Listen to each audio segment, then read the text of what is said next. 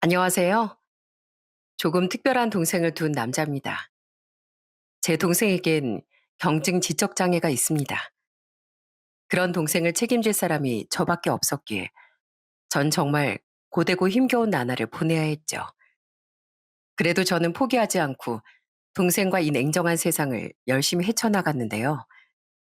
그 쉽지 않은 시간 동안 제 삶에 일어났던 우여곡절에 대해 이 자리를 빌려 한번 이야기해 보려고 합니다. 저희 아버진 제가 8살, 제 동생이 아직 돌도 되지 않았을 때 세상을 떠나셨어요. 일하시던 공장에서 난 화재가 원인이었죠.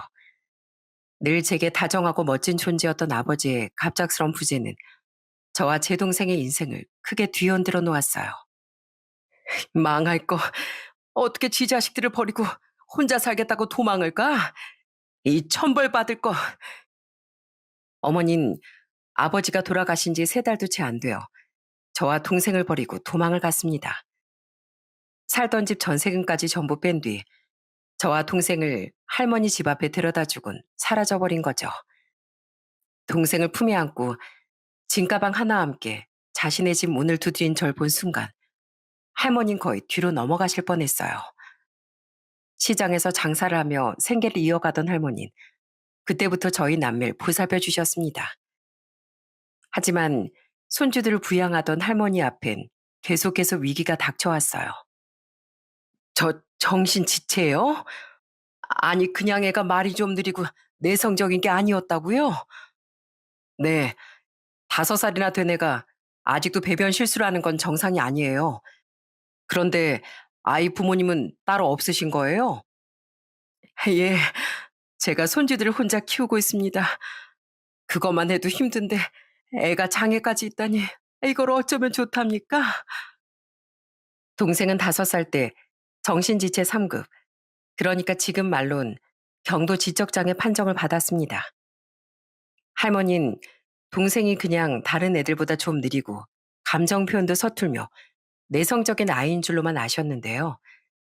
이웃 아주머니들이 조심스레 할머니께 발달 검사를 받아보라고 조언해 주셨어요.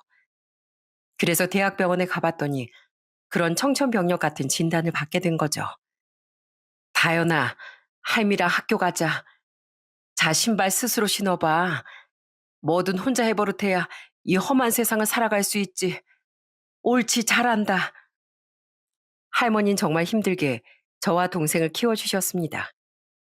진단 초반엔 동생을 병원에 데리고 다니느라 엄청 고생하셨고, 동생이 학교 갈 나이가 됐을 땐 이리저리 발로 뛰며 동생이 다닐 학교를 알아보셨죠. 그래도 다행인 건 서울엔 특수학급을 운영하는 초등학교가 많았다는 거였어요. 할머니는 늘 그런 동생의 손을 붙잡고 직접 등하교를 시키셨습니다. 마음 같아선 제가 등교라도 시켜주고 싶었지만 할머니는 제 등교는 알아서 하라며 거절하셨죠. 너 힘들어. 너도 네 동생 때문에 고생 많이 하는데 등교라도 편하게 해라. 동생은 어느 시점부턴 병원보단 아동 발달센터와 장애인 복지관 위주로 다니기 시작했어요. 그곳에서 언어 치료도 받고 퍼즐 맞추기 같은 인지훈련도 하면서 점점 표정이 밝아졌죠. 그나마 다행이었던 건 동생이 병명에 비해 얌전하고 발달 상태도 양호하다는 거였어요. 하지만 그래도 장애를 가지고 있다는 건 변함없는 사실이었으니 할머니는 늘 동생을 걱정하셨죠. 내가 없으면 정우 네가 타연이 하늘이고 전부다. 그러니까 항상 동생을 잘 돌봐야 돼. 알았지? 할머니의 말씀처럼 전 학교가 끝나고 나면 거의 매일 집으로 바로 돌아왔습니다. 장사하는 할머니 대신 동생을 돌보기 위해서요. 그리고 할머니가 집에 돌아오시면 늘 어깨와 다리를 주물러 드리곤 했죠. 할머니, 많이 힘드시죠? 제가 아직 너무 어려서 죄송해요. 그래도 제가 다 크면 꼭 할머니께 은혜 갚으면서 살게요. 말이라도 고맙구나. 우리 손주 효도 받으려면 이 할미가 오래오래 살아야겠네. 하지만 할머니는 제가 은혜를 갚을 때까지 기다려 주시지 못했습니다. 할머니는 제가 고작 18살일 때 돌아가셨거든요. 아직 70세로 그렇게 고령도 아니셨건만 고된 세월이 할머니의 노화를 앞당겼던 거죠. 저는 마지막까지 동생을 걱정하시던 할머니께 제가 동생을 잘 돌보겠다고 또 다짐했습니다. 저는 그때부터 동생을 혼자 돌보기 위해 학교가 끝나면 밤까지 식당 아르바이트를 하기 시작했어요. 새벽엔 우유 배달도 병행했고요. 동생은 감사하게도 복지관 선생님이 케어를 도와주셨고 선생님께서 자원봉사자 아주머니도 연결해 주셔서 동생은 그 아주머니와 같이 간식을 먹고 저녁에 집에 돌아오곤 했습니다. 하지만 그래도 6시, 7시쯤 이후부턴 동생은 혼자 집에 있어야 했는데요. 아직 초등학생인데다 장애까지 있던 동생을 서너 시간씩 집에 혼자 두긴 너무 불안했어요. 그래서 주인집 아주머니께 한 번씩 동생을 들여봐 달라고 사정사정했죠. 제가요, 혼자 전자레인지에 밥 데워 먹을 수 있게 계속 반복적으로 교육시켜 놨어요. 그래서 혼자 밥도 잘 차려 먹을 수 있으니까 제발 애가 무사히 잘 있는지만 확인해 주세요. 부탁드려요.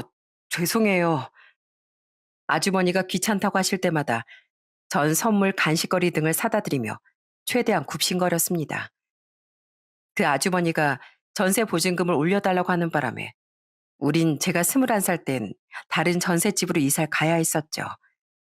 그래도 당시 동생은 중학생이었기에 그땐 서너 시간씩 혼자 둘 수 있는 다행스러운 상황이었어요. 물론 그렇게 애를 혼자 두기까진 문 단속하는 법, TV 켜고 끄는 법 등을 계속 반복적으로 가르쳐 줘야 하긴 했지만요. 한편 전 20살이 되면서부턴 공장에 취업을 했습니다.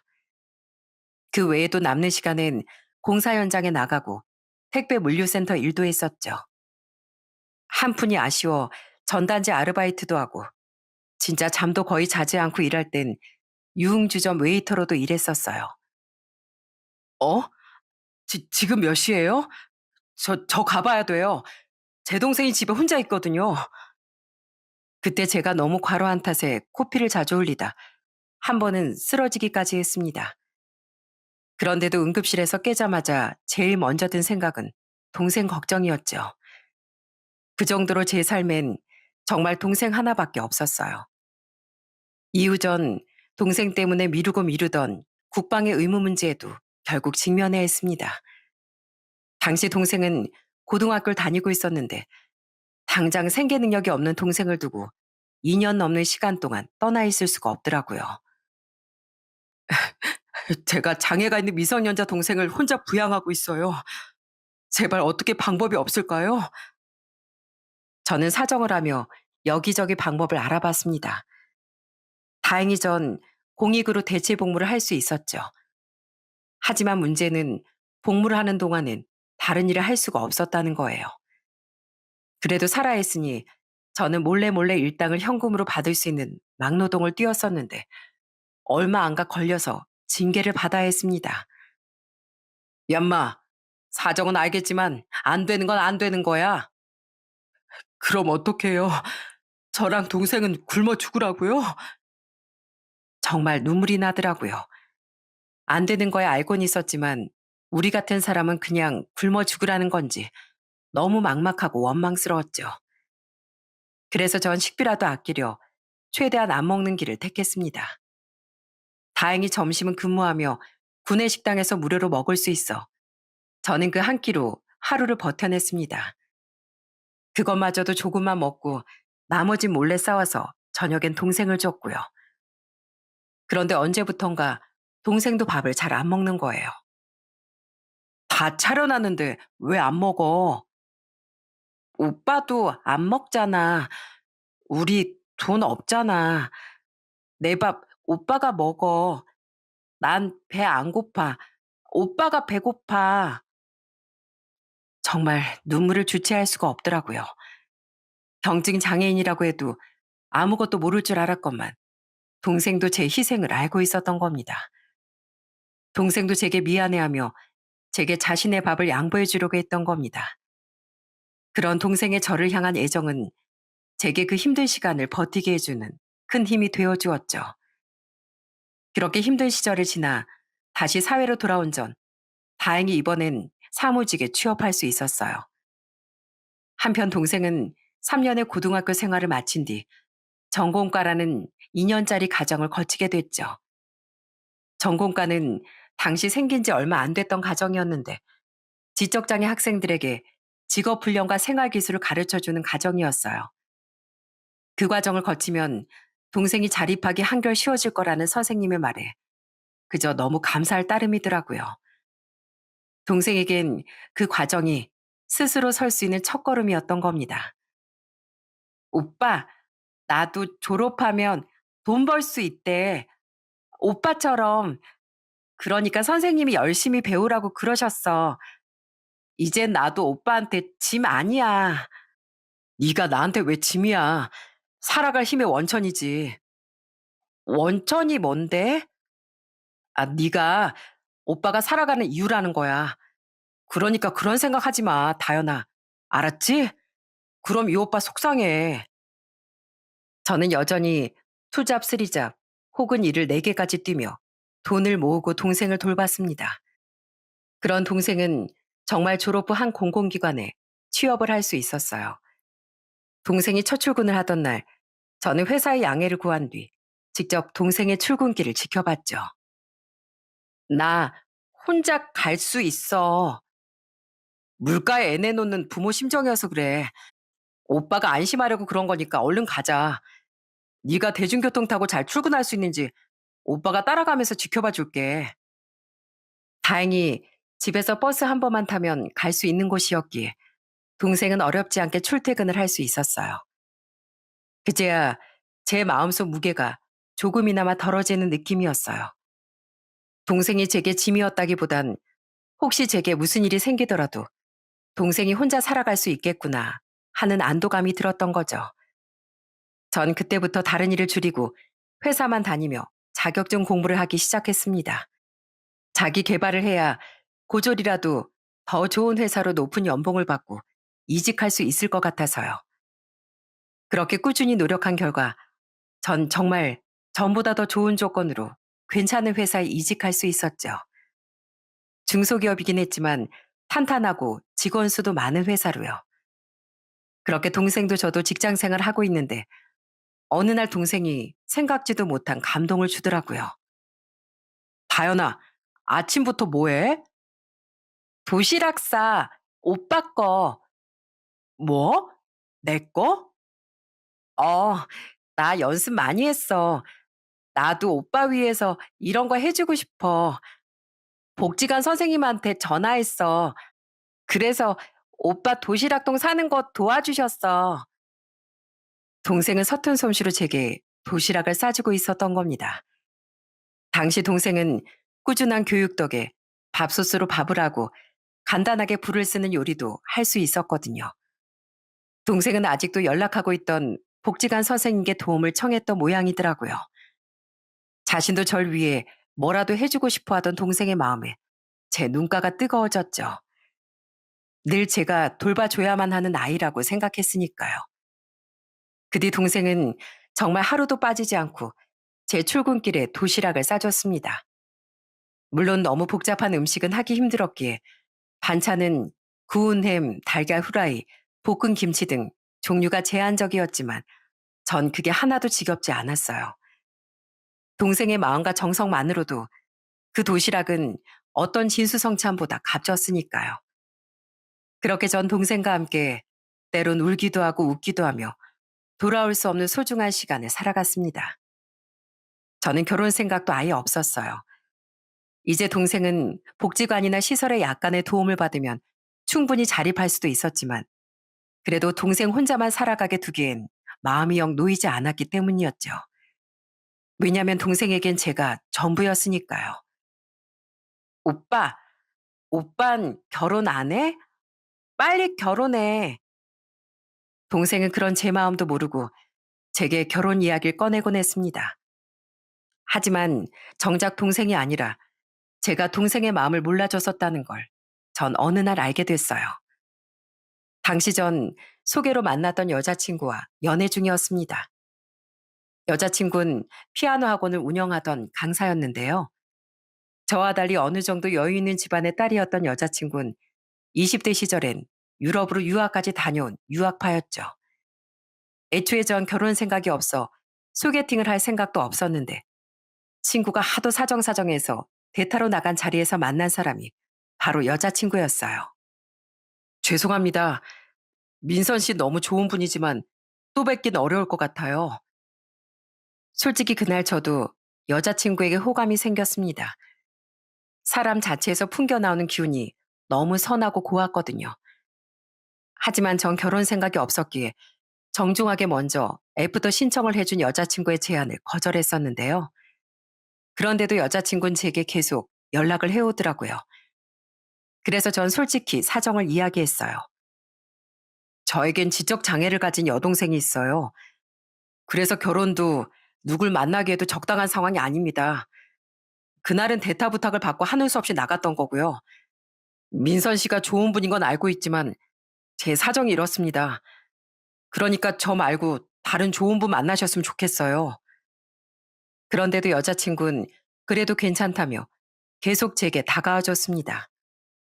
결국 저도 사람이었는지라 끝내 마음에 들었던 여자친구를 밀어내지 못하고 연애를 시작하게 됐죠.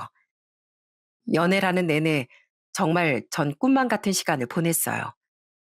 착하고 다정했던 여자친구와 함께 클래식 공연도 보고 이곳저곳 놀러도 다니던 그 시간은 늘 동생밖에 없던 제 삶을 반짝반짝 빛이 나게 해주었죠. 그리고 여자친구는 제 동생까지도 살뜰하게 챙겨줬답니다. 정우 씨, 다음에 놀이동산 갈 때 다현이도 같이 데리고 가자. 또? 이번에 한강도 같이 갔었잖아. 데이트하는데 너 불편해. 아니, 나 하나도 안 불편한데? 정우 씨한테 소중한 사람이면 나한테도 소중한 사람이야. 나 다현이 착해서 너무 편하고 좋아. 다현이도 정우 씨랑이 아니면 어디 놀러 다니기도 힘든데 같이 다니면 좋잖아. 알았지? 할머니와 일 때문에 제 동생을 챙겨줬던 분들을 제외하면 동생은 저 이외에 자신을 아껴주는 사람을 처음 만났던 겁니다. 동생도 그런 제 여자친구를 굉장히 좋아하며 언니, 언니하고 따랐죠. 그렇게 연애를 하던 와중에도 저는 늘 가슴 한켠이 무거웠어요. 내가 동생을 두고 결혼할 수 있을까? 내가 없으면 우리 다현이는 혼자가 될 텐데 내가 너무 이기적인 거 아닐까 하는 생각 때문에요. 그렇다고 여자친구에게 동생과 같이 살자고 할 수도 없는 노릇이라 더 늦기 전에 여자친구를 놓아줘야 하는 걸까 하는 고민이 늘 제 가슴을 짓눌렀죠. 그런데 어느 날 동생이 제게 또 결혼 이야기를 하는 겁니다. 오빠는 민선이 언니랑 결혼 안 해? 빨리 해. 언니가 오빠랑 결혼하고 싶대. 나한테 그랬어. 그냥 오빠 일은 오빠가 알아서 할게. 제발 오빠 좀 그냥 내버려둬. 넌 아무것도 모르면서 왜 맨날 결혼 얘기를 꺼내? 전 저도 모르게 짜증을 내버리고 말았습니다. 그날 술을 한 잔 했었는데 술 기운에 내가 누구 때문에 결혼을 망설이고 있는데 라는 나쁜 마음이 들었거든요. 제가 너무 나빴죠. 그런데 동생이 제 눈치를 보더니 이런 말을 하는 거예요. 나도 다 알아, 오빠. 나 때문에 결혼 안 했지? 뭐? 직장 사람 중에 그런 사람 있었어. 다현 씨 오빠는 결혼이 어려우시겠네요. 그렇게 말했어. 나 그 말 듣고 많이 생각했어. 근데 오빠, 난 오빠가 꼭 결혼했으면 좋겠어. 나 혼자서도 잘 살 수 있어. 진짜야. 나 더는 오빠 짐이 되고 싶지 않아. 오빠가 민선 언니랑 결혼 안 하면 나 죽고 싶을 것 같아. 너무너무 슬플 것 같아. 너무 충격적이더라고요. 동생은 절 위해 생각이 미성숙한 아이였음에도 제게 짐이 되고 싶지 않아 계속 결혼 이야기를 했던 거더라고요. 동생의 입에서 죽고 싶을 것 같다는 말을 들었을 때 정말 억장이 무너졌습니다. 그런데 얼마 뒤 이번엔 여자친구가 제게 또 엄청난 감동과 미안함을 안겨줬어요. 여자친구는 그날 제 손을 잡고 이렇게 말했죠. 정우 씨, 나 많이 생각해 봤어. 내가 결혼이 하고 싶은 마음에 조급한 결정을 내리는 건 아닐까, 내 결심을 후회하지 않을 수 있을까 하고. 갑자기 그게 무슨 말이야? 다연이 말이야. 우리 더 망설이지 말고 결혼하자. 그리고 다연이도 같이 데리고 살자. 나 많이 생각해 봤는데 난 정우 씨 동생이어서도 있지만 다연이가 정말 좋은 것 같아. 밝고 따뜻하고 어떻게든 세상을 열심히 살아가려고 노력하는 모습이 기특하기도 하고. 나 결혼해서 같이 살면 다연이랑 지금보다 더 잘 지낼 수 있을 것 같아. 정우 씨가 그동안 다연이 때문에 결혼 망설이고 있던 것 나 다 알고 있었어. 민선아, 너 정말 괜찮겠어? 같이 살면 생각보다 많이 불편할 수도 있어. 남이기도 하고, 챙겨줘야 할 것들도 많을 거고, 내가 어떻게 너한테 그런 미안한 부탁을 하겠어. 결혼하면 가족이지, 왜 남이야. 정우 씨, 난 정우 씨를 처음 만난 그 순간부터 바로 알았어.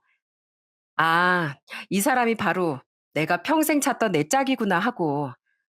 그리고 그 생각은 정우 씨랑 연애를 하고 가족인 다현이를 만나면서 더 확신이 들었고. 난 이제 새 가족을 맞을 마음의 준비가 다 돼 있어. 그러니까 나 그만 애타게 하고 결혼하자. 어? 세상에 이런 여자가 또 어디 있단 말입니까? 지적 장애가 있는 동생까지 자기가 다 품고 살겠다니 너무 감격스러워서 목이 다 메더라고요. 저는 한심스럽게도 눈물 콧물 다 흘리며 고맙다, 미안하다라는 말만 반복했었죠. 고마워, 민선아. 내가 부족하지만 너한테 최고의 남편이 되려고 노력할게. 널 세상에서 제일 행복한 사람으로 만들어줄게. 내 목숨보다 널 더 소중하게 여기면서 살게. 고마워. 그렇게 우린 결혼을 약속했습니다. 그 뒤 전 예비 처가 인사를 가게 됐어요. 저는 미리 여자친구에게 부모님의 허락을 받았냐고 물어봤었죠. 정말 내가 부모님도 안 계시고 아픈 동생이 있는데도 괜찮으시대?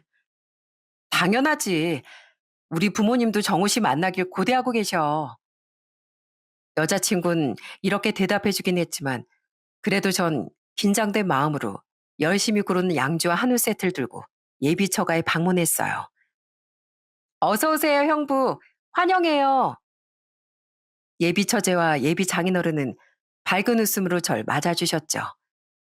그런데 딱 한 분, 예비 장모님은 좀 어두운 표정으로 제 인사를 받아주셨어요. 그래도 우린 예비 장인어른과 처제 덕에 어느 정도 화기애애한 분위기 속에서 식사를 마칠 수 있었습니다. 그 뒤 제가 사간 양주를 다 같이 한 잔씩 마시던 와중 예비 장모님이 입을 여시더군요. 대충 들었네만 자네한테 지적 장애가 있는 동생이 있다지? 어머니 살아 계시다고 들은 것 같은데 어머니하고는 영 연락이 안 되는 건가? 아, 네. 저랑 동생을 두고 떠나신 뒤론 소식을 모릅니다.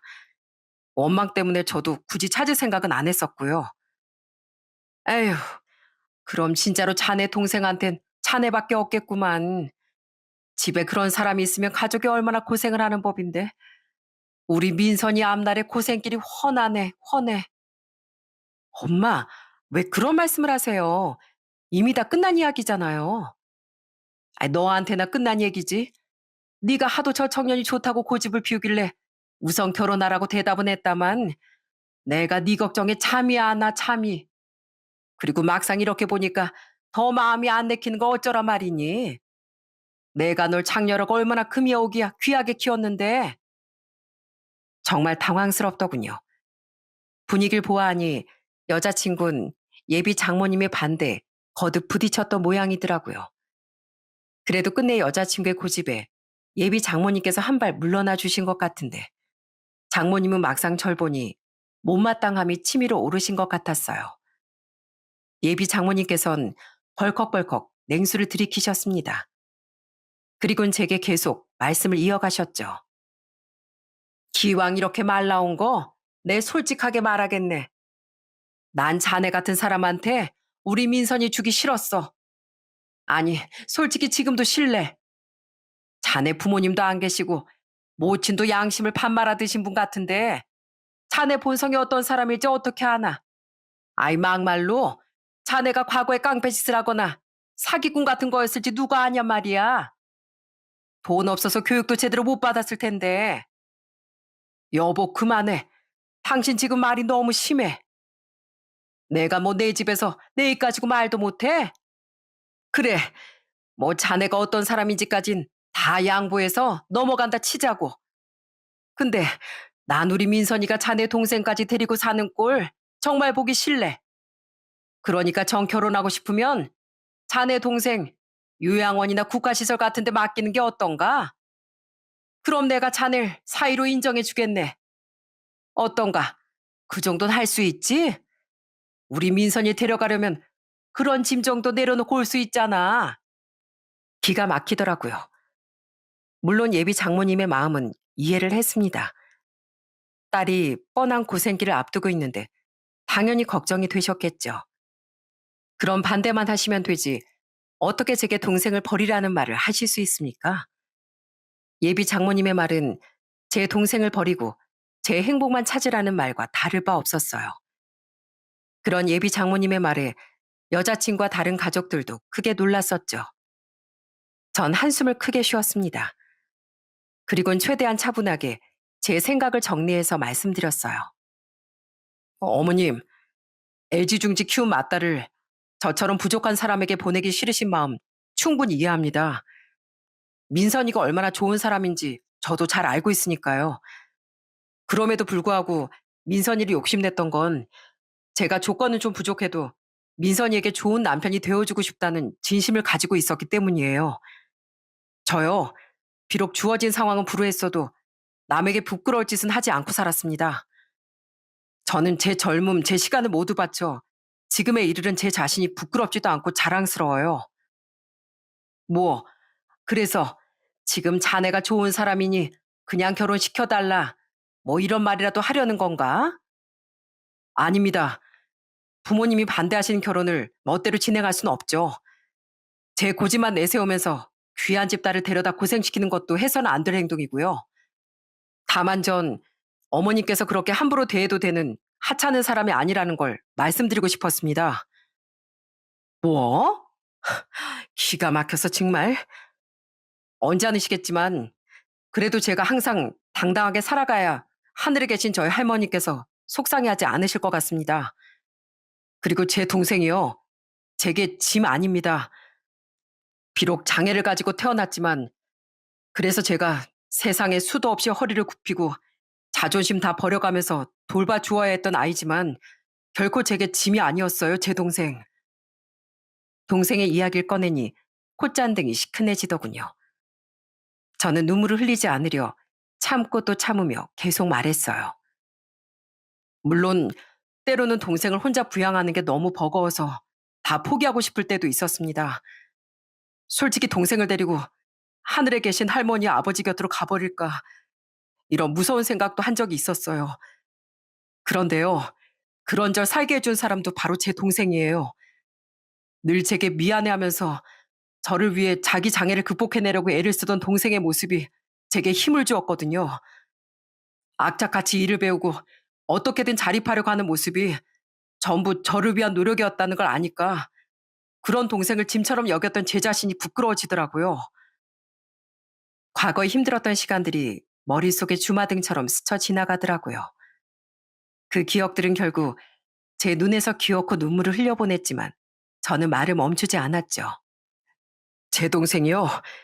뭔가 해내려면 남들의 곱절에 곱절은 노력이 필요한 애입니다. 그런데도 제 동생은 포기하지 않고 뭐든 해냈어요. 엄청난 노력 끝에 제 동생은 아침마다 제 도시락까지 손수 싸줬던 마음 따뜻하고 성실한 아이입니다.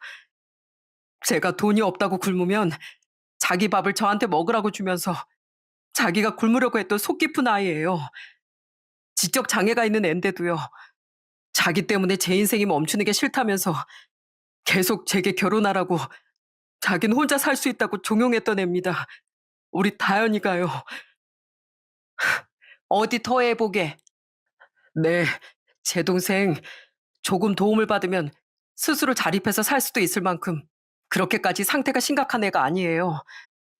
근데 제가 결혼하면 제 동생한텐 아무도 남지 않는다는 걸 아니까 그래서 제가 여태 결혼을 망설였던 겁니다. 그런데 천사 같은 민선이가 먼저 제 동생이랑 같이 살자고 말해주더라고요. 너무 고맙고 미안해서 민선이에게 평생 내 목숨을 바쳐야겠다고 결심해서 오늘 제가 이 자리에까지 올 수 있었던 겁니다. 그런 민선이 저도 놓치고 싶지 않아요. 하지만 제 동생을 계속 짐이라고 비하하고 제 인생을 어림짐작해서 쭉 마땅치 않게 여기실 거라면 제가 여기서 물러나는 게 맞을 것 같습니다. 할 말을 마친 전 눈물을 손등으로 닦아냈어요. 여자친구는 제 옆에서 눈물을 뚝뚝 흘리며 미안하다는 말을 했고 예비 장모님은 복잡한 표정을 지으며 입술을 깨물고 계시더군요. 그 침묵을 먼저 깬 사람은 예비 장인어른이었어요. 장인어른은 눈가에 고인 눈물을 닦아내며 말씀하셨죠. 물러날 필요 없네. 난 자네가 꼭 우리 집안 사이가 되어줬으면 좋겠어. 아휴, 나도 나이가 들었나 보지. 이렇게 눈물도 많아지고 말이야. 여보, 당신도 정도껏해. 마음 씀씀이가 그렇게 박하지도 않은 사람이 왜 자식이랑 그렇게 선을 못 지켜? 아, 민선이가 괜찮다잖아. 민선이가 정 없이는 안 된다잖아. 세상에 자기 자식도 버리는 나쁜 사람들도 얼마나 많아. 근데 정은 고작 고등학생 때부터 자기 동생을 책임져 왔다잖아. 세상에 이렇게 착하고 책임감 강한 사람이 흔한 줄 알아? 당신의 아빠란 사람이 걱정도 안 돼? 나도 됐었지. 그런데 오늘 정을 보니까 오히려 그 걱정이 사라졌어. 사돈 처녀 될 아이도 그렇게 도움이 많이 필요한 아이 같지도 않고 설사 그렇다고 한들 정우가 민선이 그렇게 고생시킬 애도 아닌 것 같았으니까. 세상엔 장애가 없어도 인간 같지 않은 금수들이 태반이야. 그런데 아픈 동생 지키겠다고 이렇게 열심히 산 사람한테 그런 몹쓸 말을 해?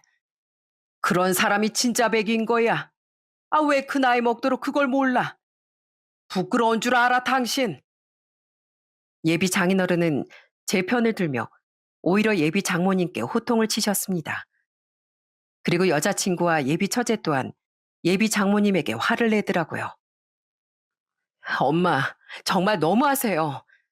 전 제가 사랑하는 사람이면 엄마도 당연히 최소한의 존중은 해주실 분이라고 생각했어요. 엄마 자식이 귀하면 남의 자식도 귀하다는 걸 아셔야죠.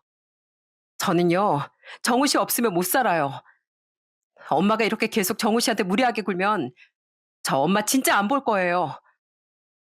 그렇게 예비 장모님에게 화를 낸 세 사람은 제게 사과를 해줬습니다. 저는 결혼을 엎을 각오까지 하고 예비 장모님에게 강하게 나갔던 건데 솔직히 이것도 너무 당황스럽더라고요. 그날 예비 장인어른은 여자친구와 함께 택시를 타러 나온 절 배웅까지 해주셨답니다. 정우군, 오늘 일 다시 한번 정말 미안하네. 자네도 노여울 걸 알아.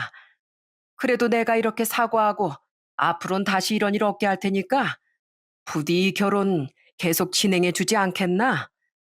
난 책임감도 선함도 남다른 자네가 정말 마음에 드네. 무엇보다 민선이가 자네를 너무 좋아해. 우리 집사람도 원래는 정말 나쁜 사람이 아니네. 나도 우애의 모습에 오늘은 좀 놀라긴 했네만 아마 자기 딸을 위하는 마음이 너무 앞서서 모질어진 갤게야. 부탁하네. 제게 자신의 딸을 위해서라도 부탁한다고 말씀하신 예비 장인어른에게서 따뜻한 진심이 느껴졌어요.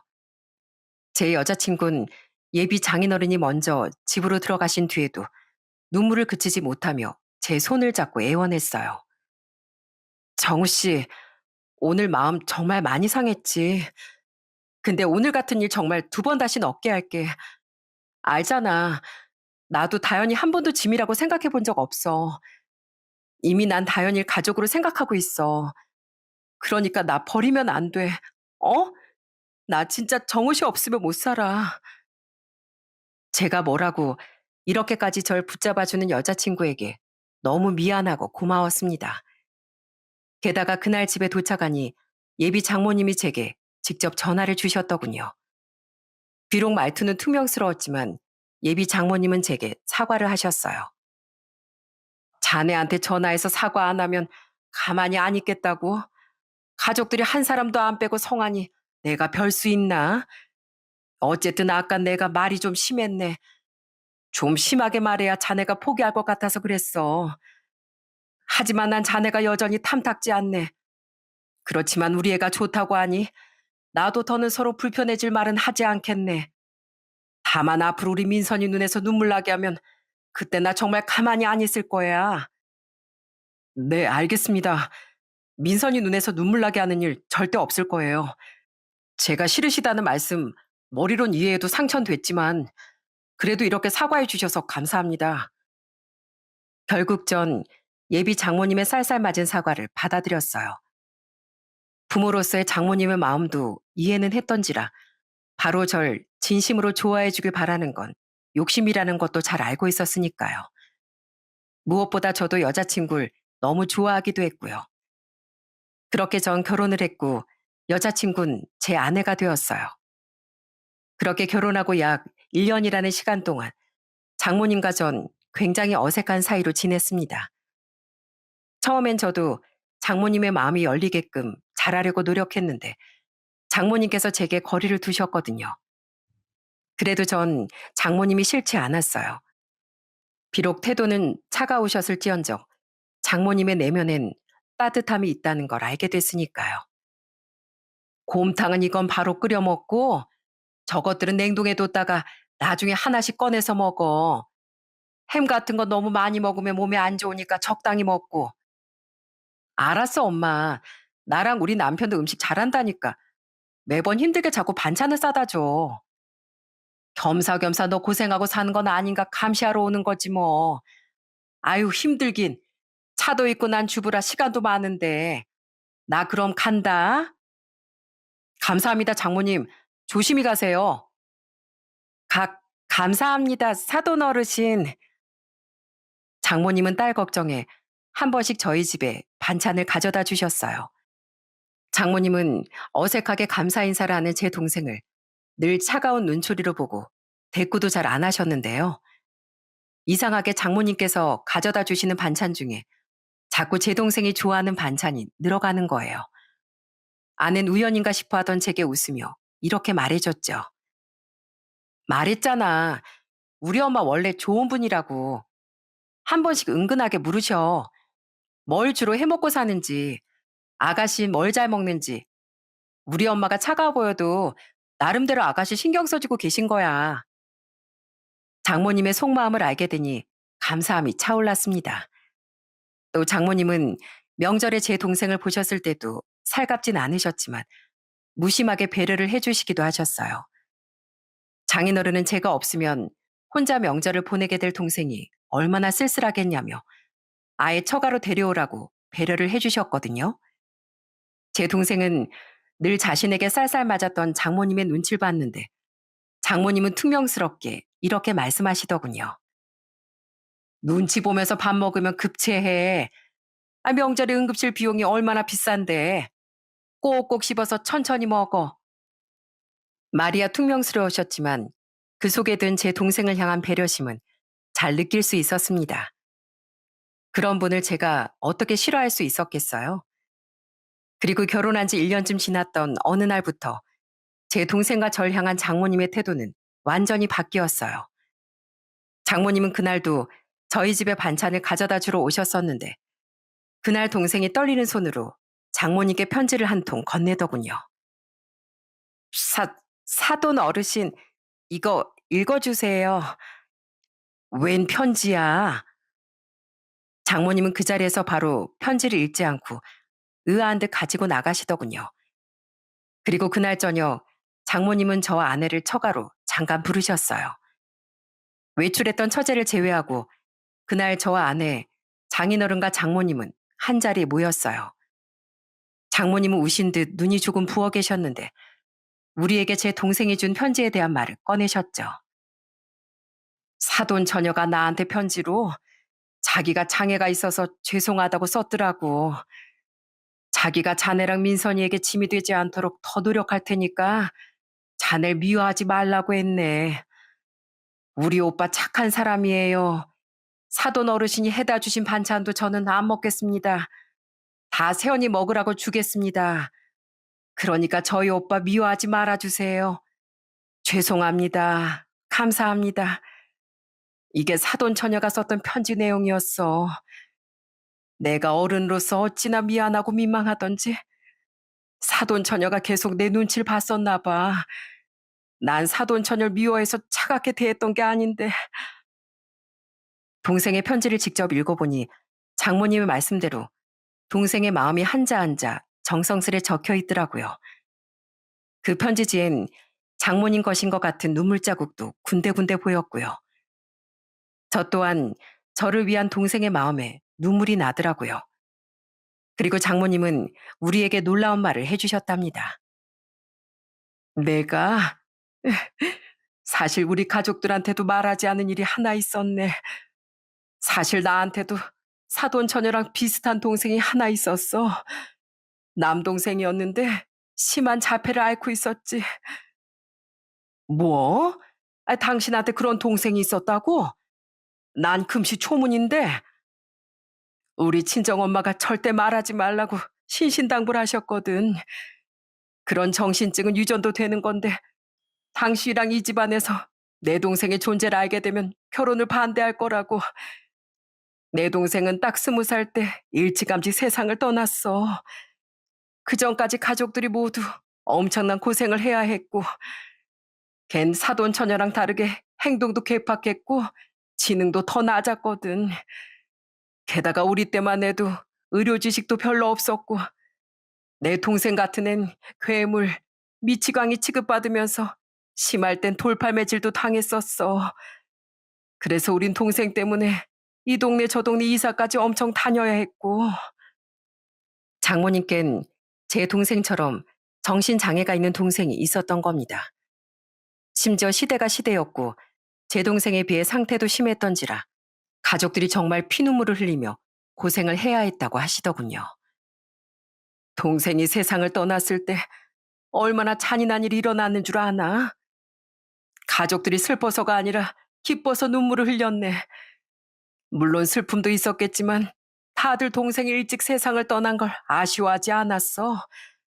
그렇게 정신장애를 가진 가족이 있는 집안은 몸도 마음도 다 무너진다는 걸 잘 알고 있었기에 난 자네 반대했던 걸세. 그리고 자네 동생도 얼굴도 보기 전부터 너무 싫었네. 그래서 장모님이 그렇게 심하게 반대를 하셨던 거군요. 맞아. 나도 그런 내 자신이 부끄럽긴 했지만 그래도 내 딸을 생각하면 마음이 잘 열리지 않았어. 그런데 민선이랑 자네를 결혼시키고 나서 지켜보니까 자네랑 사돈 처녀가 착해도 너무 착한 거야. 그래도 내심 원망스러운 마음은 남아있어서 열리려는 마음을 애써 자꾸 닫고 있었지. 그런데 이렇게 사돈 처녀의 편지를 받고 나니까 내가 장애가 있는 사돈 처녀보다도 더 한심하고 못난 사람처럼 느껴졌네. 어른이 돼서 힘들게 살았던 자네랑 자네 동생을 감싸주지 못할 망정 이렇게 심술만 부리고 있는 내 자신이 부끄럽더라고. 그래서 이렇게 솔직하게 다 털어놓고 이제라도 잘 지내보고 싶다고 말하고 싶어서 부른 거네. 장모님은 난생 처음 제 손을 따뜻하게 잡아주셨어요. 그리고 결혼 전과 달리 이번엔 진심으로 사과를 해주시더군요. 미안하네, 임서방. 내가 정말 못난 어른이었네. 사돈 처녀에게도 나중에 가서 꼭 사과를 해야겠어. 난 사돈 처녀를 미워하지 않고 참 좋아한다고. 앞으로 따뜻하게 대해주겠다고 말이야. 감사합니다, 장모님. 이렇게 마음 열어주셔서 정말 감사드려요. 앞으로 제가 더 잘하겠습니다. 장인어른도 저도 아내도 장모님을 따뜻하게 안아드리며 흐느꼈습니다. 나중에 집에 들어온 처제도 모든 이야기를 듣고 놀라움을 감추지 못했죠. 그리고 장모님은 정말 얼마 뒤 저희 집에 와서 제 동생도 꼭 안아주셨어요. 그렇게 그때부터 장모님은 저와 제 동생에게 정말 잘해주기 시작하신 겁니다. 다연아, 찌개는 다진 마늘이 생명이야, 생명. 뭔가 부족한 것 같을 때 다진 마늘 더 넣으면 맛이 아주 기가 막히게 바뀐다니까. 자, 메모해, 메모. 네, 다진 마늘. 그렇게 지금은 제가 결혼한 지 3년 정도가 지났어요. 장모님은 제 동생을 이름으로 부르며 때로는 정말 엄마처럼 잘해주고 계십니다. 여전히 저희 집에 반찬도 자주 해다 주시면서요. 그리고 저희 집엔 지금 경사가 생겼는데요. 그건 바로 제 동생이 결혼을 앞두고 있다는 거예요. 예비 매제는 동생과 같은 공공기관에서 근로하며 동생과 같은 경증 지적장애를 앓고 있는 사람인데 예비 매제도 예비 사돈 어른들도 정말 좋은 분들이랍니다. 동생은 결혼한 후 사돈 어른들과 합가해 살 예정이에요. 아무리 장애가 있어도 할 줄 아는 게 많아야 사돈 어른들이 더 예뻐해 주시지. 자, 다음엔 제육볶음 볶는 법 배워보자. 소스는 내가 자주 만들어다 줄 테니까 다현이 넌 밑간에서 이렇게 볶기만 하면 돼. 밑간이요? 그냥 받아 적어. 그리고 집에서 꾸준히 연습하고 연습만이 살 길이야. 장모님은 그런 동생에게 신부 수업을 시켜주겠다며 요즘 저희 집에 와서 동생에게 요리하는 법, 살림하는 법 등을 꼼꼼하게 알려주고 계십니다. 말이야, 동생을 걱정하는 절 위해서 그러시는 거라지만 가만 보면 장모님께서 더 제 동생을 걱정하시는 것 같더라고요.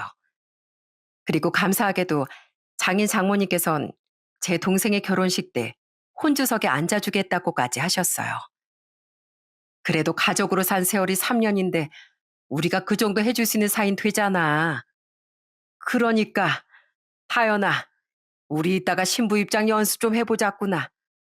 뭐 민선이 때 해보긴 했다지만 그래도 떨리네.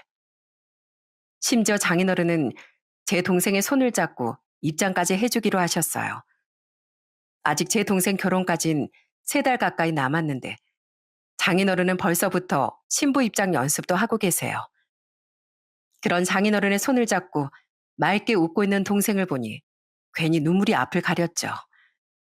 장인 장모님께 감사하기도 하고 늘 제가 책임져야만 할 것 같았던 동생이 시집을 간다니 감회가 새롭기도 해서요. 형부, 나만 믿으라니까요. 저 언니 결혼식 때도 신부 도우미 역할 얼마나 잘했는데요. 아이, 그래도 그냥 내가 하면 되는데. 형부가요? 아이, 형부는 하객 맞으셔야죠. 저 다현이랑 친해요. 걱정 마세요. 다현아, 나 믿지? 고마운 건 처제에게도 마찬가지입니다. 처젠 처가에서 제 동생을 한 번씩 볼 때마다 정말 잘해줬었는데요. 처젠 결혼식 땐 신부 옆에서 도와줄 사람이 필요한 법이라며 그 역할을 자처해 주더라고요. 너무 고마워서 처제에게 좋은 옷과 가방이라도 하나씩 사주자고 아내와 이야기를 마친 상황입니다. 제 동생의 결혼식은 9월 27일에 치러질 예정인데요. 하루하루 두근거리는 마음으로 인생의 새 출발을 기다리고 있는 동생을 보고 있노라면 하늘에 계신 아버지와 할머니 생각도 나곤 해요. 두 분께서 동생의 이런 모습을 보면 얼마나 기뻐하실까 싶어서요. 얼마 전엔 예비 매제가 제게 어눌하지만 진심을 담아 이런 말을 해주더군요. 형님, 제가 다연히 평생 고생 안 시키고 행복하게 해줄게요. 평생 손에 물도 안 묻히게 해줄 거예요. 그런 말도 배웠어? 근데 어떻게 손에 물을 한 방울도 안 묻히고 살 수 있겠어. 그냥 서로 손에 물도 묻히고 같이 웃고 울기도 하면서 둘이 화목하게만 살아줘.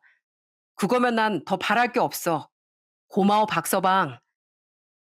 이런 고마운 매제와 제 동생이 부디 오래오래 행복하게 살 수 있길 간절히 바라고 있습니다. 그래야 제가 아주 먼 훗날 아버지와 할머니를 만나게 됐을 때 어깨를 당당하게 펼 수 있을 것 같아서요. 한 가지 경사를 더 말씀드리자면 제 아내가 드디어 얼마 전 임신을 해서 지금은 임신 7주 차랍니다. 소식을 들은 장인 장모님께서 어찌나 기뻐하셨는지 몰라요. 작은 바람이 있다면 부디 제가 저희 아버지와 달리 저희 아이의 곁엔 오래도록 살아서 힘이 되어주고 싶다는 겁니다.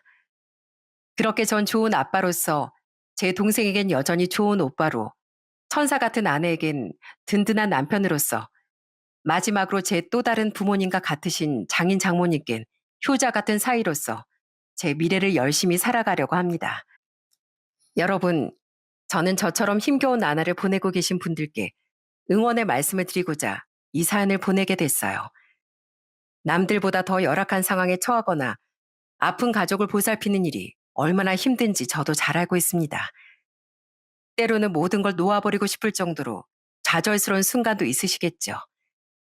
그래도 꿋꿋하게 버티며 긍정적으로 살다 보면 좋은 사람도 만나고 행복하게 웃을 날도 찾아오더라고요. 제가 그랬듯 여러분께도 웃을 날이 머지않아 반드시 찾아오리라고 생각합니다. 그러니 주저앉지 말고 희망을 잃지도 말고 오늘을 잘 버텨내셨으면 좋겠어요. 여러분의 인생에 행운이 찾아올 수 있길, 그래서 저처럼 과거를 돌이켜보며 웃을 날이 올 수 있길 진심으로 응원하고 바라겠습니다. 그럼 전 여기서 이만 인사드릴게요. 들어주셔서 감사합니다.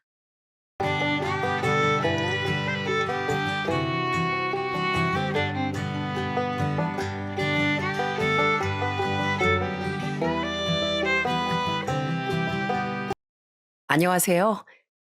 세상에서 제일 멋진 아버지를 둔 30대 여자입니다. 저도 결혼을 해서 아이를 낳고 살다 보니 부모님에 대한 애틋한 마음이 더 커지는데요. 특히 아버진 그저 곁에 계시기만 해도 참 든든한 존재인 것 같습니다. 저에게 아버진 언제나 우리 가족을 지켜주시는 든든한 울타리 같은 분이에요. 오늘 아버지께 특별한 선물을 드리고 싶어 이 채널에 사연을 보내봅니다. 아버지 듣고 계시죠? 쑥스럽지만 그동안 표현하지 못했던 마음을 이렇게라도 전해볼게요. 저와 여동생은 유독 엄마와 똑 닮은 외모 때문에 어디 가도 엄마 잃어버리진 않겠다는 말을 듣고 자랐습니다. 하지만 전 그 점이 조금 불만이었어요. 물론 엄마도 예쁘시지만 제 눈엔 저희 아버지가 제일 멋져 보였거든요. 그래서 어린 마음에 아버지를 닮고 싶은 마음이 있었습니다. 엄마, 아빤 키도 크고 코도 오똑한데 나는 왜 안 그래? 난 왜 아빠랑 안 닮았어? 안 닮긴. 너 아빠랑 입맛도 똑같고 자는 자세까지 똑같잖아. 너 어릴 때 네 아빠랑 똑같이 옆으로 누워서 자는 거 보면 얼마나 엄마가 웃음이 난 줄 아니? 둘이 아주 붕어빵이야, 붕어빵. 엄마의 말씀을 듣고 보니까 얼굴 빼곤 아버지랑 닮은 구석이 많은 것 같았어요. 하지만 전혀 다르게 생긴 얼굴은 여전히 고민거리였죠. 자세히 보면 제 동생도 아버지를 하나도 닮지 않았거든요. 언니는 왜 아빠랑 똑같이 생기고 싶어? 아빠 머리도 짧고 수염도 있고 엄마보다 배도 이렇게 나왔는데. 아유, 꼬맹이 너 몰라. 잘 봐.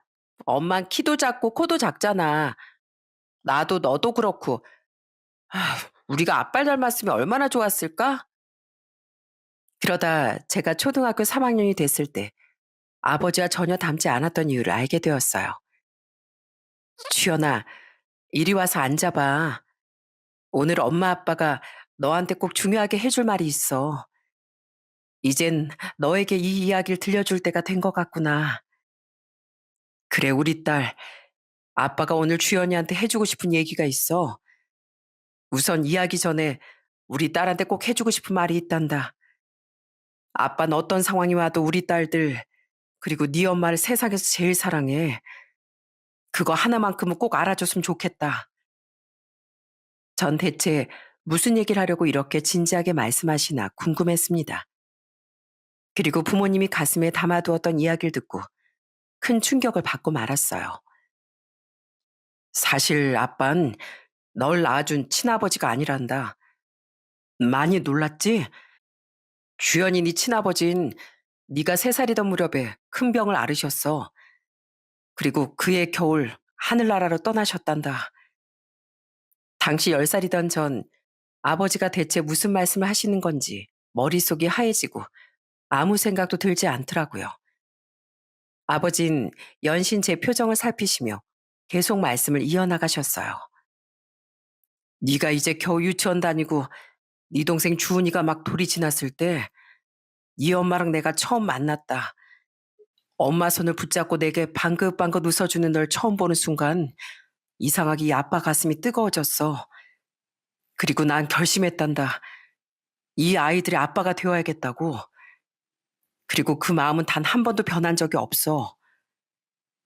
아버진 고개를 떨군 채 한참을 말을 잇지 못했습니다. 그러다 조심스럽게 제 손을 꼭 잡으시며 다시 말씀하셨어요. 혹시 지금 놀랐을 수도 있고 서운할 수도 있겠지만 넌 언제나 나의 자랑스러운 딸이야. 세상 그 누구보다도 소중하고 가장 사랑하는 존재. 내가 너희들의 아빠라는 사실은 앞으로도 영원히 변치 않을 거란다. 이 아빤 끝까지 우리 딸들 곁을 지킬 거야. 그제야 전 아버지와 하나도 닮지 않았는지, 아기였던 시절 왜 사진에 아버지가 없었는지 그 이유를 알게 되었어요. 아버진 많이 놀란 절 꼭 껴안아 주셨습니다. 그때 아버지의 심장박동 소리가 어찌나 크던지 오히려 가장 놀란 사람은 아버지 같았어요. 하지만 사랑하는 아버지가 사실은 새아버지였다는 충격적인 사실을 알고 난 뒤 저는 점점 마음의 문을 닫고 아버지를 멀리하게 되었죠. 주연아, 아빠가 주연이 좋아하는 아이스크림 잔뜩 사왔는데 정말 안 먹을 거야? 오늘은 몇 개 먹어도 엄마가 허락해 줄게. 안 먹을래요. 아빠가 사다 준 거면 먹기 싫어요. 그때 아버진 큰 상처를 받은 표정이셨지만 애써 괜찮은 척 하시며 오히려 그런 절 달래셨답니다. 우리 큰딸이 이 썩을까봐 아이스크림도 멀리 하는구나. 그래, 그래. 나중에 먹으면 되지. 냉동실에 넣어둘 테니까 너 먹고 싶을 때 언제든지 꺼내 먹어. 그렇게 아버지와의 냉전이 계속되던 어느 날 학교에서 운동회를 하게 됐습니다. 전 일부러 아버지께 말씀드리지 않았어요. 평소 같았으면 아버지의 손을 잡고 일찍부터 등교했을 텐데 그날은 혼자 조용히 학교에 갔습니다. 엄마는 어린 여동생 때문에 못 오시는 상황이었고 아버지께 말씀드리지 않았으니 당연히 오늘은 저 혼자일 거라고 생각했어요. 그런데 막상 친구들이 부모님 손을 잡고 하나둘씩 교문을 지나오자 괜히 더 서운하고 쓸쓸한 마음이 들어서 혼자 운동장을 기웃거리고 있었습니다. 그런데 그때 멀리서 제 이름을 부르는 소리가 들려왔어요. 주연아, 아빠야. 아빠가 좀 늦었지? 아이, 그러게 왜 진작 말하지 않았어. 하마터면 우리 딸 운동회인 것도 모르고 지나갈 뻔했잖아. 저는 아버지 얼굴을 보자 눈물이 찔끔 나오더라고요. 저도 모르게 아버지를 기다리고 있었나 봐요. 하지만 어렸던 전 제 생각과 다르게 또 한 번 아버지께 상처되는 말을 내뱉었습니다. 여긴 왜 왔어요? 그냥 가요. 내 진짜 아빠도 아니면서. 주연아, 내가 왜 네 아빠가 아니야? 아빠가 말했지? 누가 뭐래도 난 네 아빠라고. 그냥 가라고요. 이러다가 친구들 볼까 봐 창피하다고요. 그냥 가요. 가버려요. 전 급기야 얼른 가버리라며 아버지의 등을 떠밀었습니다. 결국 아버진 들고 오셨던 도시락을 제 손에 쥐어주시며 발길을 돌리셨어요. 딸, 그래도 밥 잘 챙겨 먹고 엄마가 주연이 좋아하는 계란말이랑 소세지 잔뜩 싸줬으니까 꼭꼭 씹어 먹어. 아빤 갈게. 아버진 그렇게 쓸쓸히 등을 돌리셨고 아주 느린 걸음으로 교문을 빠져나갔습니다. 저는 그런 아버지를 보고 싶지 않아 뒤돌아서 엉엉 울었어요. 그러다 아버지가 주신 도시락 가방에 쪽지 하나를 보았죠. 사랑하는 우리 딸은 아빠 닮아서 달리기를 아주 잘하니까 오늘 운동회에선 틀림없이 1등 할 수 있을 거야. 오늘 아빠랑 열심히 달려보자. 화이팅! 저는 쪽지에 가득 담긴 아버지의 마음을 느끼곤 너무나 미안해졌어요. 그래서 엉엉 울며 교문으로 달려갔습니다. 교문 밖엔 커다란 아버지가 점처럼 작아지며 멀어지고 있었어요. 저는 전속력으로 아버지께 달려가 등에 매달렸습니다. 아빠, 제가 잘못했어요. 미안해요. 가지 마세요. 아니야, 주연아. 아빠가 미안해. 아빠가 다 잘못했어. 그래도 이렇게 먼저 달려와줘서 고마워. 역시 넌 내 딸이야. 우리 딸 달리기 엄청 빠르네. 아버진 그런절 안아주셨고 우리 부녀는 서로 끌어안고 한참이나 오열했습니다. 그리고 나란히 학교로 돌아가 도시락도 나눠 먹고 운동 경기도 열심히 참여했죠. 그때 메달을 2개나 받았는데 그 메달이 지금까지도 제 보물 중에 하나랍니다. 그렇게 아버지와 눈물의 화해를 하고 저와 여동생 그리고 아버진 다시 예전처럼 사이좋은 부녀 사이로 지냈어요. 그러다 제가 중학생이 됐을 무렵 아버진 조심스럽게 지난 과거에 대해 말씀해 주셨습니다.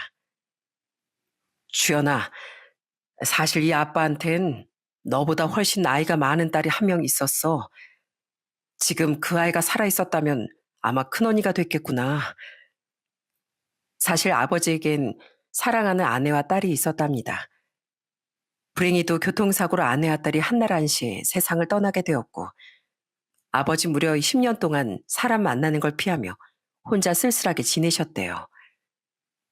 아빤 그때 아내와 딸아이를 떠나보내고 혼자 살아남은 게 너무나 죄스러웠어.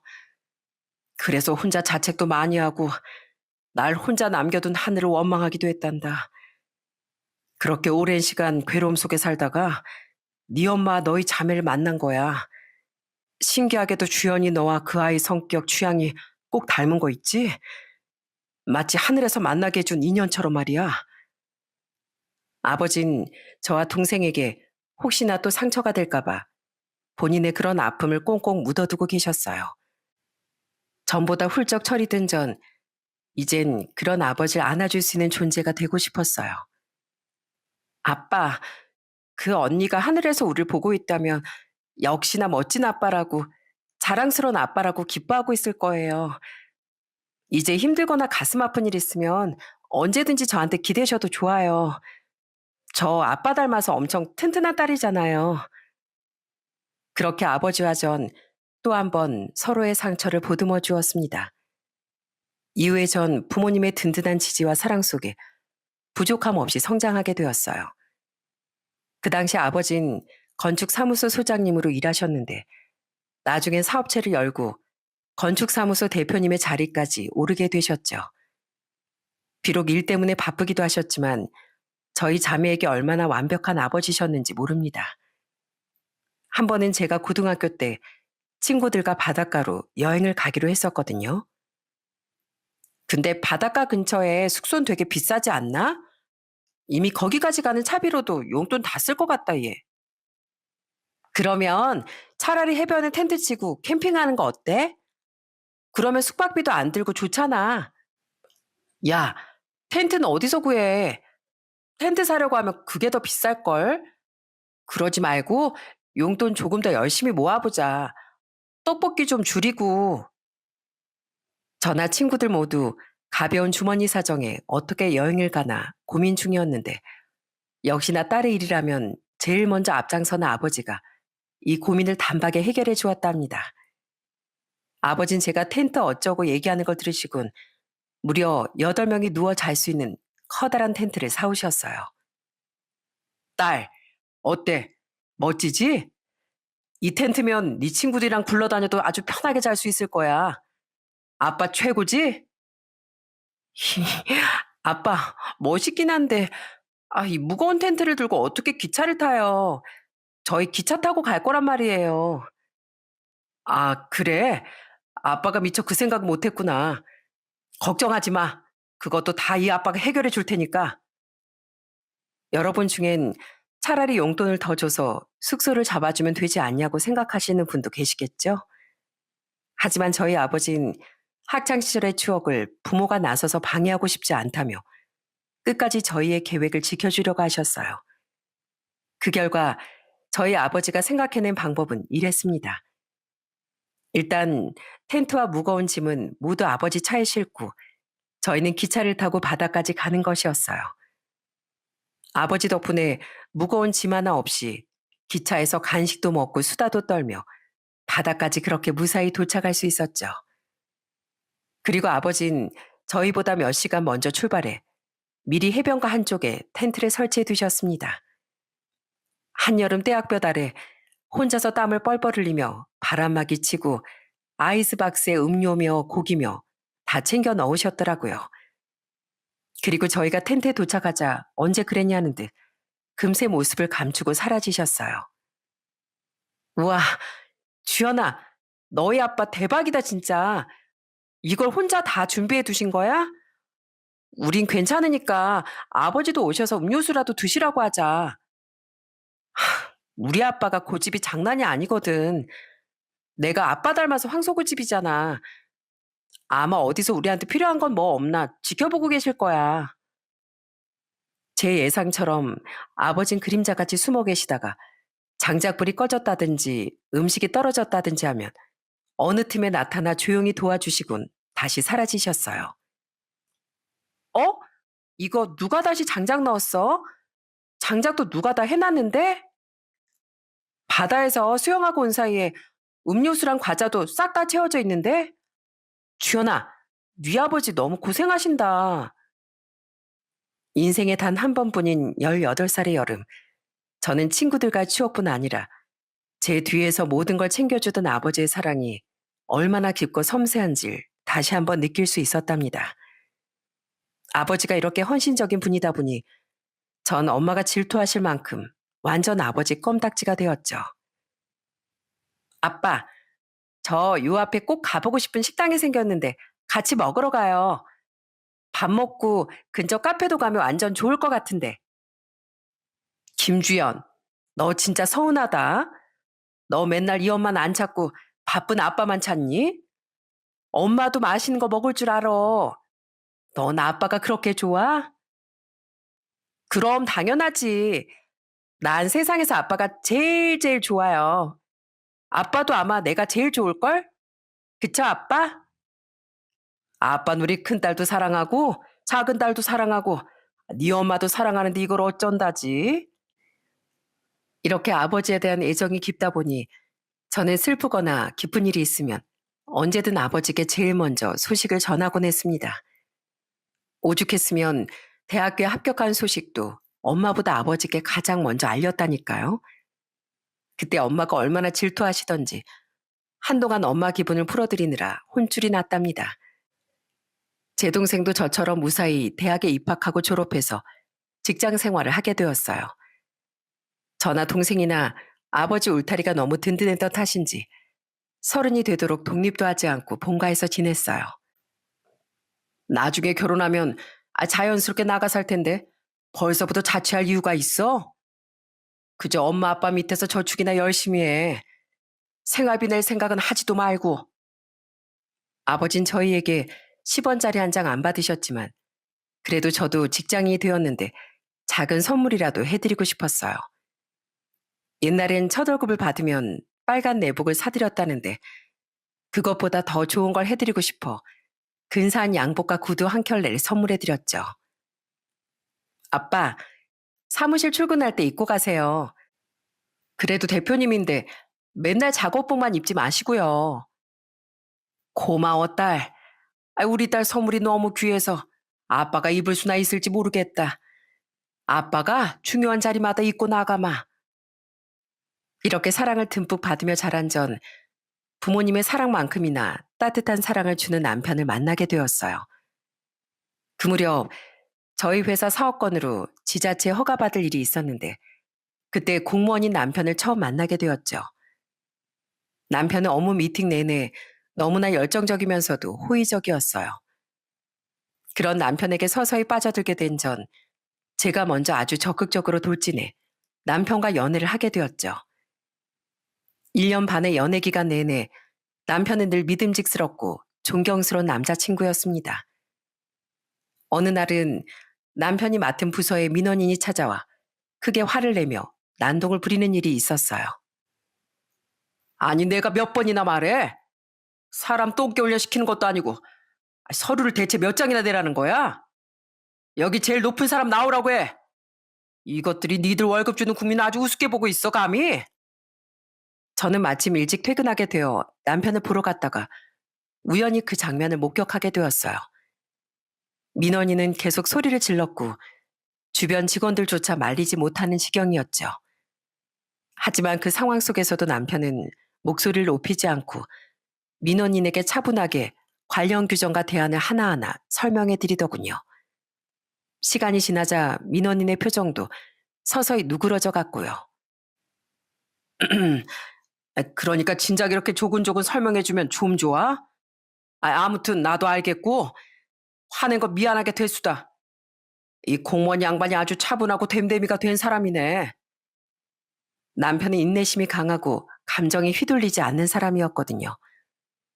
저는 감정 표현이 격한 편이었는데 그런 남편을 보며 저도 자연스럽게 배워나갈 수 있었죠.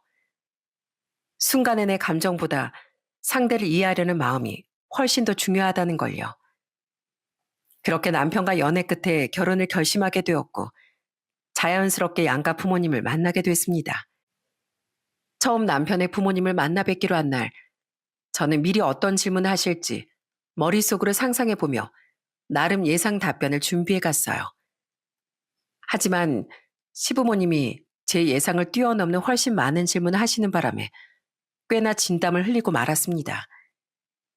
예비 시어머니는 아주 자상하신 편이었지만 예비 시아버지는 굉장히 꼼꼼하고 집요한 분이었어요. 그래, 우리 예비 며느리 직업이 어떻게 된다고? 네, 아버님. 저 그냥 작은 회사 다니는 회사원이에요. 처음엔 이렇게 누구나 예상할 만한 질문이었어요. 하지만 시간이 갈수록 대답하기 힘든 질문이 쏟아지더라고요. 그래, 아버지 어머니 뭐 하시고? 아직도 일은 하고 계시지? 요즘 누가 환갑 지났다고 일을 관두고 집에 들어 앉아 있어? 아, 그게요. 저희 아버지가 연세가 조금 있으셔서 일은 이미 관두셨어요. 지금은 은퇴하고 쉬고 계시고요. 그리고 저희 어머니는 전업주부십니다. 예비 시부는 저희 부모님이 일을 안 하신다는 말을 듣곤 눈이 휘둥그레해져선 본격적으로 저희 집 재산에 관해 물었습니다. 너도 알다시피 나도 공무원으로 평생 일하다 은퇴했다. 그래도 집에서 놀고 먹진 않어. 그러면 사돈댁 아파트는 몇 평이나 될까? 저는 예비 시부의 노골적인 질문이 불편했습니다. 초면에 이렇게까지 물으실 줄은 정말 몰랐거든요. 그래서 자세히는 말씀드리지 않고 겉핥기식으로 말씀드렸죠. 그냥 오래된 아파트예요. 부모님 두 분이 지내시기에 딱 알맞은 곳이에요. 그러자 예비 시부는 대놓고 실망스럽다는 표정으로 연신 헛기침을 하셨습니다. 저 역시 예비 시부가 조건을 보고 결혼시키려는 것인가 싶어서 아주 예의가 없다고 느껴졌어요. 다행히 예비 시어머니는 아주 좋은 분이셔서 자꾸 무례한 질문을 하시는 시부를 옆에서 슬쩍 제지하셨습니다. 아휴, 당신은 왜 첫 만남부터 그런 질문을 해? 우리 며느리 마음 불편하겠네. 내가 대신 사과하마. 이 사람이 공직에 오래 있다 보니까 따지고 들길 좋아해서 그래. 질문 이쯤에 두고 어서 밥이나 먹자꾸나. 내가 우리 며느리 좋아한다는 메뉴만 준비해뒀어. 예비 시어머니는 시부가 또 절 불편하게 하실까봐 저를 따로 불러내서 좋은 말씀도 해주시고 사돈 어르신들이 딸아이를 잘 키우셨다며 칭찬을 아끼지 않으셨어요. 그렇게 우여곡절 끝에 시부모님과의 첫인사는 끝이 났고 그로부터 얼마 뒤 남편이 저희 친정을 방문하게 되었어요. 부모님은 남편의 인상이 참 좋다며 반갑게 맞이해 주셨습니다. 반갑네. 우리 주연이가 큰딸이라지만 늘 아이 같았는데 벌써 시집 간다고 사윗감을 데려오고 참. 내가 요즘 기분이 아주 요상해. 그래도 자네를 실제로 보니 주연이 말처럼 듬직한 사내로구만. 반가워요, 형부. 참, 형부라고 불러도 되죠? 저 솔직히 언니가 어떤 사람을 데려올지 궁금했거든요. 언니가 완전 아빠 껌딱지라 평생 아빠 옆에서 산다고 할 줄 알았는데 그래도 이렇게 멋진 형부를 데려온 거 보니까 마음이 놓이네요. 앞으로 잘 부탁드려요. 반갑게 맞이해 주셔서 감사합니다. 저야말로 주연이 같이 좋은 사람을 만나게 돼서 정말 큰 행운이라고 생각합니다. 앞으로 주연이 곁에서 든든한 남편이자 사위로서도 부끄럽지 않게 잘하겠습니다. 예비 시부모님 앞에서 진담을 흘렸던 것과 다르게 저희 가족들과 남편의 첫 만남은 아주 화기애애한 분위기 속에서 마무리되었답니다. 남편은 부모님께 예의 바르게 행동했고 제 동생과는 농담도 주고받으며 금세 친해졌어요. 아버진 남편이 굉장히 마음에 드셨는지 어서 상견례 날짜를 잡자고 서두르셨죠. 우리 사이만 봐도 사돈 어르신들이 얼마나 훌륭한 분들인지 알 것 같네. 이왕 얘기가 나온 거 빠른 시일 안에 상견례 날짜를 잡으세. 그렇게 채 한 달이 지나지 않아 양가 부모님과 모두 함께하는 상견례 자리를 갖게 되었어요. 저희 부모님은 예비 시부모님께 웃으며 인사를 건네셨지만 예비 시부는 여전히 뭔가 탐탁지 않은 표정으로 앉아 계셨어요. 그래도 처음엔 좋은 분위기 속에서 이야기가 오가는 듯 했습니다. 우리 며느리가 사부인을 아주 쏙 빼닮았네요. 주연이 미모가 다 사부인에게서 온 거였군요. 아유, 별 말씀을요.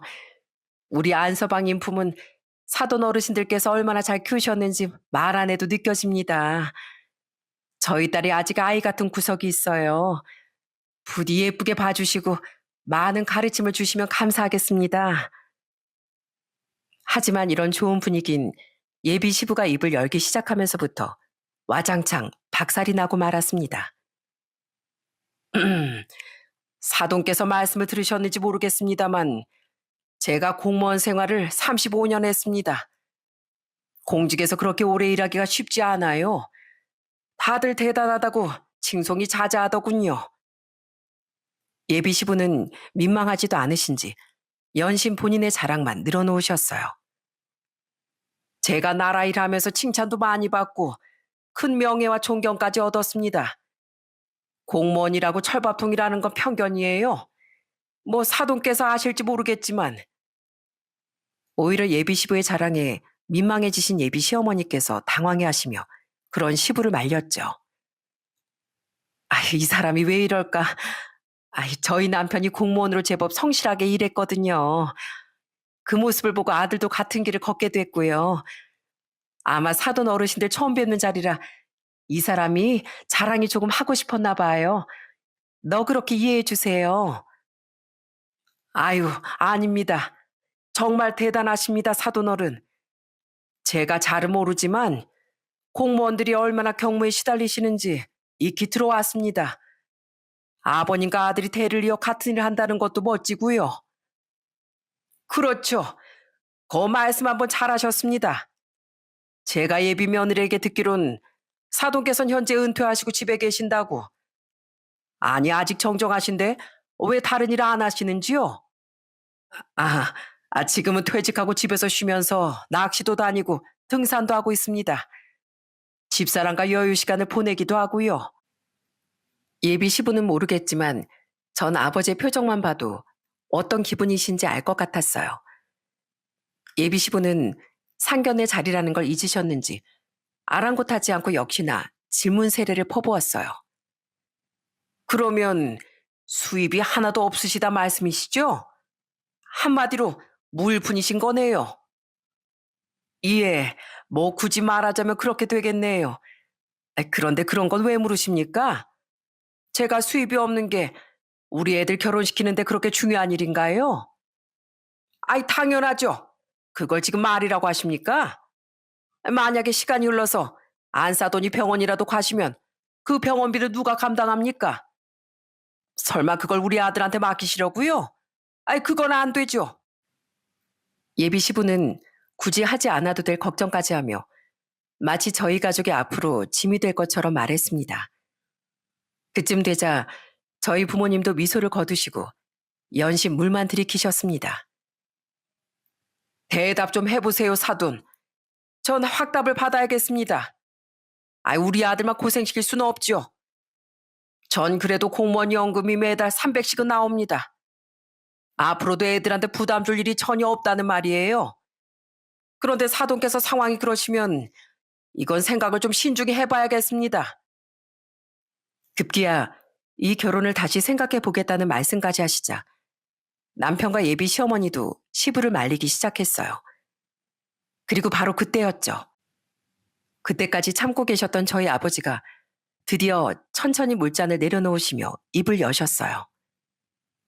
사돈 앞으로 연금이 얼마 나온다고요?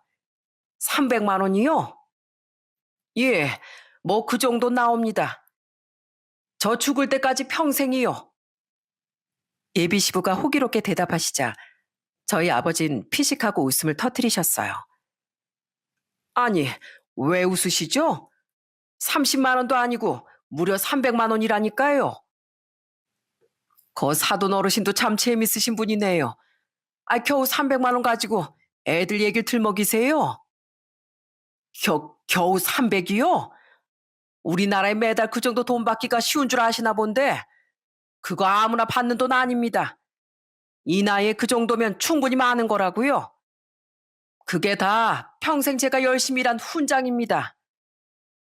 아버지 웃음에 예비 시부는 당황하셨는지 언성을 높이셨어요. 아버지도 이에 굴하지 않고 계속 말씀을 이어나가셨죠.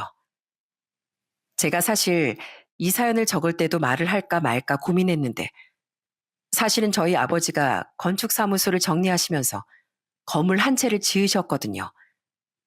경기도권에 있는 5층짜리 원룸 건물이에요. 아버진 노후는 오롯이 어머니와 즐기며 보내고 싶으시다고 월세를 받는 목적으로 그 건물을 지으셨습니다.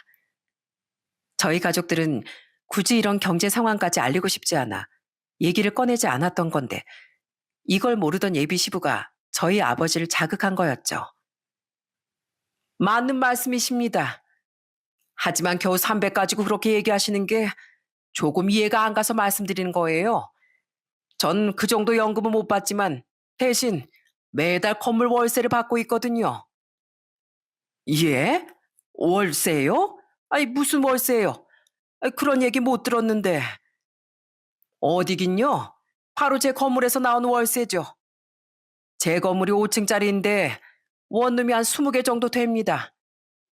제가 월세 가구마다 70만 원 정도 받으니까 뭐 대충 계산해 보면 매달 1,400만 원 정도 받겠네요. 이 사실을 남편에겐 살짝 말해주긴 했는데 그렇게 세세하게는 말하지 않았거든요. 저도 부모님의 재산엔 관심이 없어서 구체적으로 잘 알지 못했기도 했고요. 그렇다 보니 시댁 식구들 모두 크게 놀란 기색이었어요. 특히 예비 시부는 계속 말을 더듬으며 재차 물으셨어요. 뭐라고요? 1,400이요? 아니, 그렇게 큰 돈을 매달이요? 예, 뭐 그 정도는 있어야 노후 대비라고 할 거 아닙니까?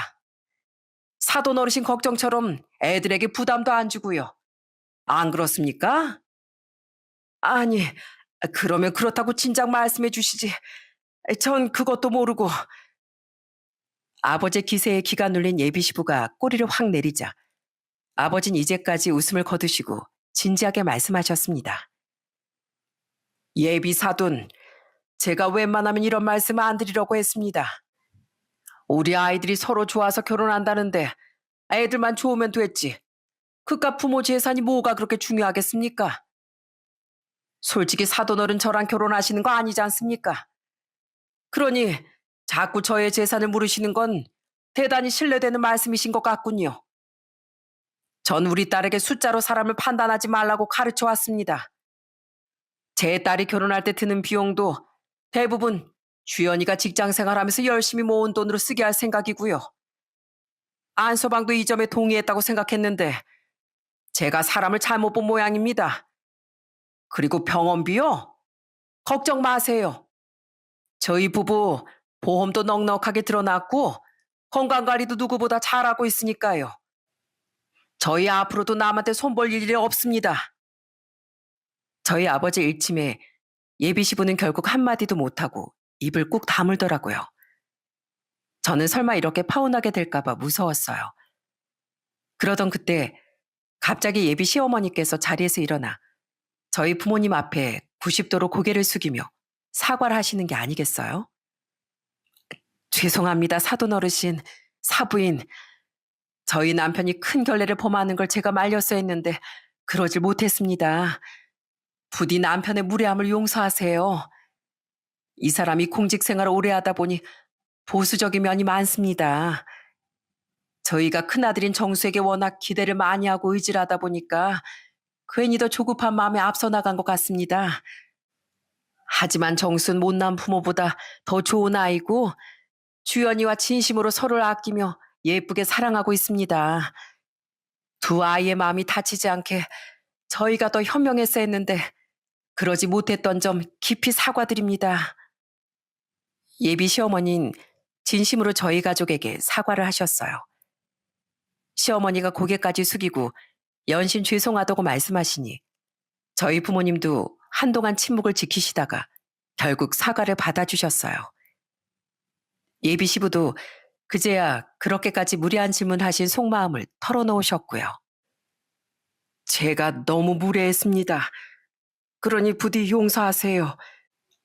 요즘에 워낙 자식들 결혼시키면서 사기꾼들도 많고 자식들한테 의지해서 등골 빼먹는 못난 부모도 많다고 하니 제가 지레 겁을 먹은 것 같습니다. 그동안 제가 너무 안 좋은 소식만 들어서 이 자리가 어떤 자리인지도 모르고 그만 신뢰되는 말씀을 드렸습니다. 부디 노여움 풀어주셨으면 좋겠습니다. 저도 아이들 키우면서 그저 자식들 행복하게 살기만을 바라는 아버지입니다. 사돈어른, 그렇게 말씀해 주시니 저희도 마음을 풀겠습니다. 저희 역시 부모로서 자식이 좋은 사람 만나 행복하게 사는 것만큼 바라는 거 없습니다. 서로 방식은 달라도 마음만은 같은 걸 알았으니 오늘 일은 그냥 웃으며 넘어가기로 하지요. 저흰 괜찮습니다, 사돈어른. 우리 아이들 앞날에 좋은 일만 가득하게 우리 어른들이 든든하게 뒤에서 받쳐줘야죠. 이렇게 좋은 날 서로 싸워서야 되겠어요. 그렇게 어색했던 분위긴 조금씩 누그러졌고 결국 상견례 자린 따뜻한 인사와 웃음으로 마무리되었습니다. 나중에 결혼식을 올리고 시어머니께 들었는데 시부의 욱한 성격과 말실수 때문에 몇 번이나 위기가 있었다고 하시네요. 내 얼굴에 먹칠하는 것 같지만 앞으로 네가 오해하지 않았으면 해서 말해주는 거란다. 네 시아버지가 워낙 고집이 세고 독단적이잖니. 그래서 나도 몇 번이고 갈라설 뻔했다. 정말요? 어머님 아버님 두 분 너무 잘 지내시길래 전혀 몰랐어요. 그나마 지금은 네 시아버지가 은퇴도 했고 힘이 다 빠져서 그런 거지. 예전엔 더하면 더했지. 이제 은퇴하곤 경제권도 내가 다 관리하고 연금, 주식, 보험도 내 허락 없인 한 푼도 못 건드려. 내가 봤을 땐 나한테 경제권 다 주고 가진 게 아무것도 없으니까 괜히 더 있는 척 하려고 그랬던 것 같은데 내가 상견례 이후로도 그이한테 엄청 뭐라고 해뒀다. 그러니까 앞으로 두 번 다신 그런 일 없을 거야. 정말 시어머니 말씀처럼 막상 결혼하고 나니 시부는 제 눈치도 많이 보시고 언성 한번 높이시는 법이 없으세요. 오히려 저에게 하나라도 더 잘해주시려고 안절부절 못하신다니까요. 새아가 뭐 필요한 거나 먹고 싶은 건 없니? 아니 물론 네 시어머니 승인이 떨어져야겠지만 그래도 필요한 게 있으면 언제든지 말하렴. 우리 며느리에게 무엇이든지 다 해주고 싶구나. 전 처음엔 이런 시부가 어색하고 조심스러웠어요. 하지만 저를 생각해 주시는 따뜻한 마음이 조금씩 전해지면서 저도 자연스럽게 마음을 열게 되었답니다. 때로는 사람이 변화할 수 있다는 걸 가족이 되어가는 과정 속에서 깨닫고 또 배워가고 있는 것 같습니다. 남편과 시어머니는 여전히 가장 든든한 제 편으로 있어 주시고요. 제가 몇 년 전에 큰아이를 낳았는데 그때 저희 엄마만큼이나 시어머니께서 많은 도움을 주셨어요.